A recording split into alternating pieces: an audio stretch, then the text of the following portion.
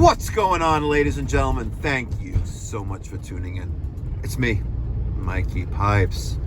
It is Thursday, June 17th, 2026. 7:45 here in the morning. Heading to my first service call of the day. We have an existing residential client and the central air conditioning system is not working well. Client's in Cedarhurst, which is about 1.5 miles from the shop here in Woodmere, New York. Let's go take care of him, get him up and running. You guys ready? Let's go. I usually like to send a text if I'm a little bit early. In this case, I'm 10 minutes early, so just sent the client a text. Good morning, Mikey Pipe Doctor. I've arrived early. Ready when you are. I'll take a look at the outdoor unit while I'm waiting for him to respond. Got this Rheem unit. That 30 in the model number represents 30,000 BTUs. So this is 2.5 tons. 13 in this model number indicates the SEER. So this is a 13 SEER, 2.5 ton system with a manufacture date of November 2011. And this is an R410A system. Why someone scratched that off, I have no idea, but there's our sticker from the last time we were here. Take a look at everything. Is a beer can cold? No, not really. Kind of, a little bit. Filter dryer definitely have seen better days.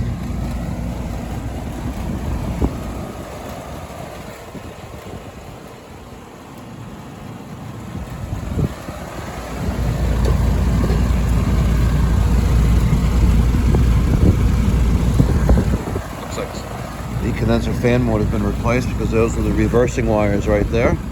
And that dual capacitor, nice and bright and shiny, that says Titan on it. So that's also been replaced before. Not too shabby. All right, so after speaking with the homeowner, we're gonna honor our pre-season special and just do our 385 maintenance on this outdoor unit. We're gonna clean everything up with chemical bath, rinse everything out, and hopefully address their only 5-degree delta T between supply and return temperatures, which is affecting indoor air cooling and comfort air.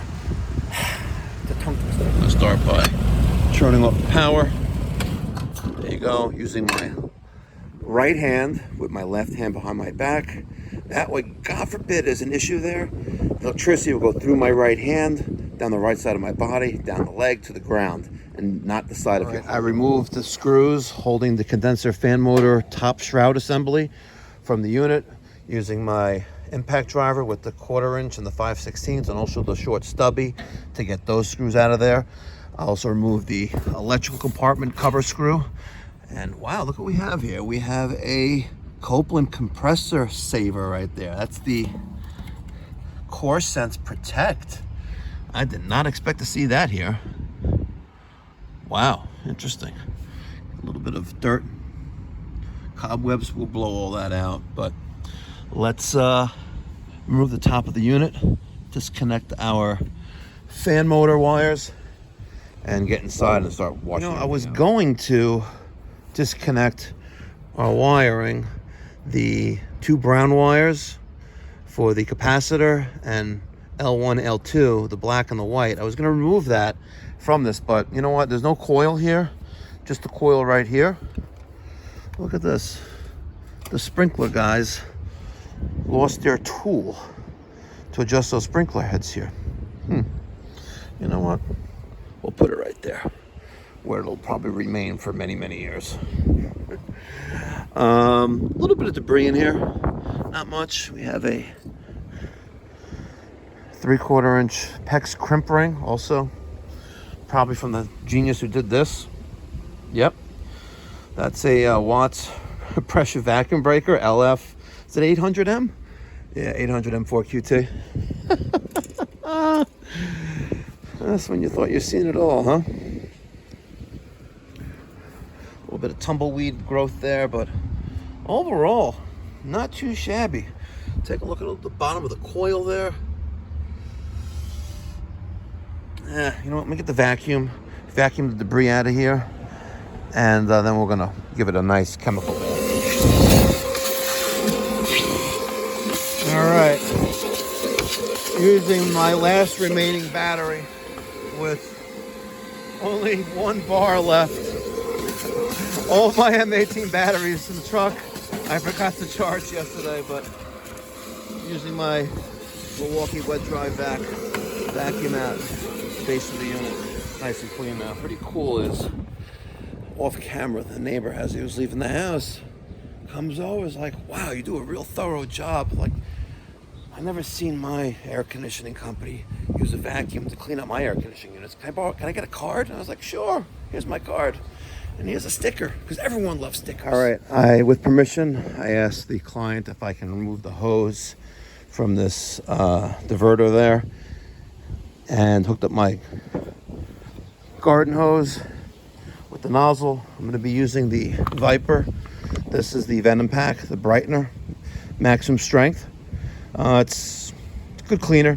Between this and the new Calgon, the Blue Bright, it's good cleaner. We're going to add some water to our coil gun, add a little bit of the concentrated cleaner, and then we're going to hose this down with a little water rinse, and then hit it with the chemical. I'm noticing this right there. Interesting. All right, I rinsed it with water first, and then I applied the chemical, almost all of it. I filled it up almost to the top, and then I added a good amount of chemical to it, which is concentrated. Have my setting on A, and sprayed it down. As you can see, it's like a foam party at Club Med and Turks and Caicos. Yeah, let me get a thumbs up if you've been there before. You know what I'm talking about. We're gonna let this sit for a few minutes. In the meantime, I'm going to thoroughly rinse out my coil gun, the spray canister, and that way next time I need to use it, it's not all crudded. All right, I know it sounds crazy, but I spent about 20 minutes cleaning this coil and the bottom of the unit, and you can basically eat off the bottom of the base on the inside of this condensing unit. Nice and clean. I spent a little extra time with my nozzle getting down in between the grill and the coil, all that crap that was in the bottom of the unit, in between the the fins and the outer covers. Got in there, make sure all the drain holes, you can see all of them, they're all clear now. 20 minutes, folks. When's the last time your coil was clean for 20 minutes? All right, I wrapped up the hose. I keep everything in a 5-gallon bucket. My hose, my coil gun, and some chemical. That way it's all in one easy carrying tool device. Works for me. I was thinking about putting it into like a little bag, like a Milwaukee bag, but this works.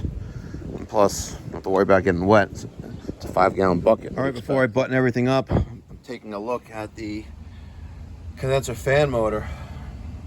Yeah, that oil packing ring, well, that failed. And that probably explains the residue here and there. That makes sense. So we're going to take a picture of the rating plate of that.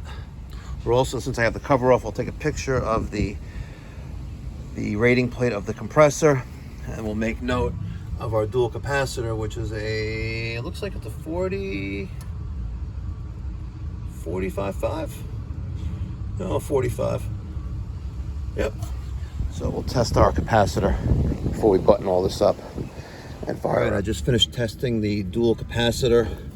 Purple's our Herm, this brown is our fan, and the brown with the white stripe and the red is our common. So common to Herm, I had 39.5. Common to fan, I had 5.1. It's a 40/5 dual capacitor, tests good.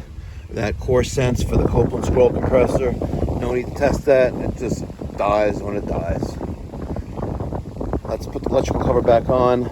Let's get our test probes, and since that was a concern and it really wasn't beer can cold, we're going to check refrigerant. All right, I have my JB climate class probes in place, the wireless pressure sensors on the high and low side, and also the clamp on temperature sensors on our suction and discharge.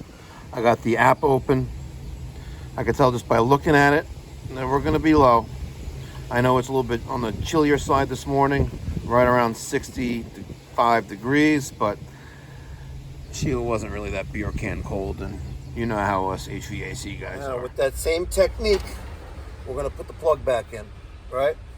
This is my right hand, left hand's behind my back. I also have my Fluke 902 FC clamp meter to read my amperage. I have it set to read max. We're gonna plug this in. I think there's gonna be a delay with that core sense, but let's see what happens. Went on for a quick second. 25.9 max there. We're gonna leave that on there for a hot minute.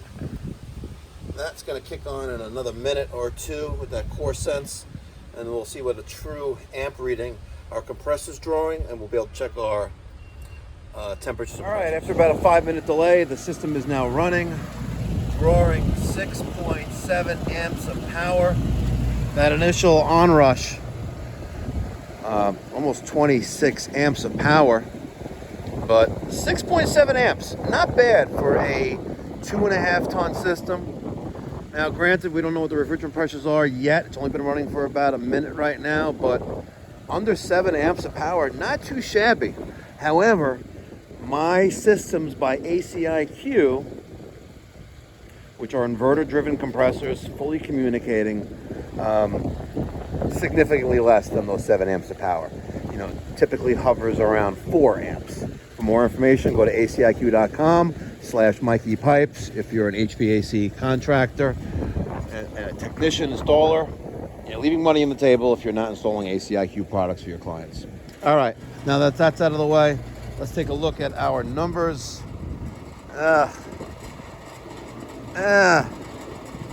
85 and 235 are our pressures, which correspond to a 24-degree coil on that evaporator with less than 1 degree of subcooling. Crazy superheat. Pretty sure there's a piston in there for a metering device, and that means high superheat. Gotta verify that a suction line probe is accurate.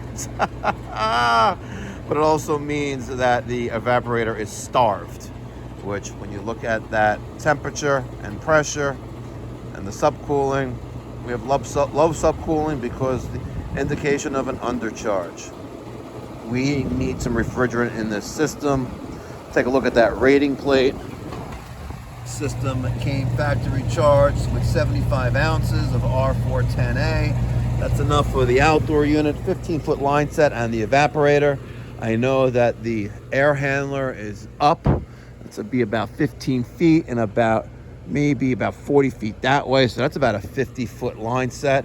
We're gonna need some refrigerant. I'm gonna say, based on these pressures, about a pound. All right, I got my 25-pound jug of R410A resting on the scale. The scale is basically zeroed out.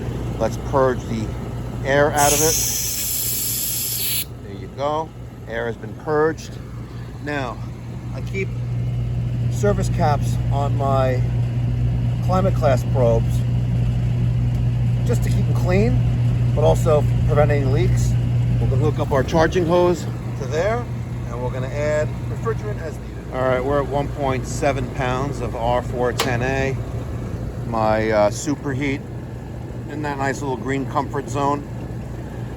137 and 332. I wish that was a little bit lower, but then again, relax, it's a Rheem.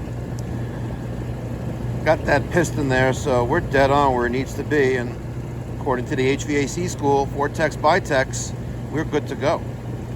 Let's go take some temperature readings inside at the supply and return diffusers. After slinging around my digital psychrometer, outdoor temperature 71 degrees with almost 80% relative humidity.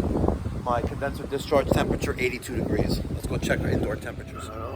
58 degrees. Ah, that's good. I mean, earlier this week it was 70. Gets a little dusty. No, the filter itself looks black. No. Yes, look. I just changed it. No, you didn't. No. Let's see, look. 1 second. Oh, wow. This is in 6.7. Wow. Was it white? Yeah? Yeah. I gotta put a new one in there. I'll grab one from the shed. You mean That's great. Wow. Got a 12-inch of 14-inch duct, huh? Return temperature looks like 70 and a half. Back outside now that we have good airflow. Still got the same numbers though.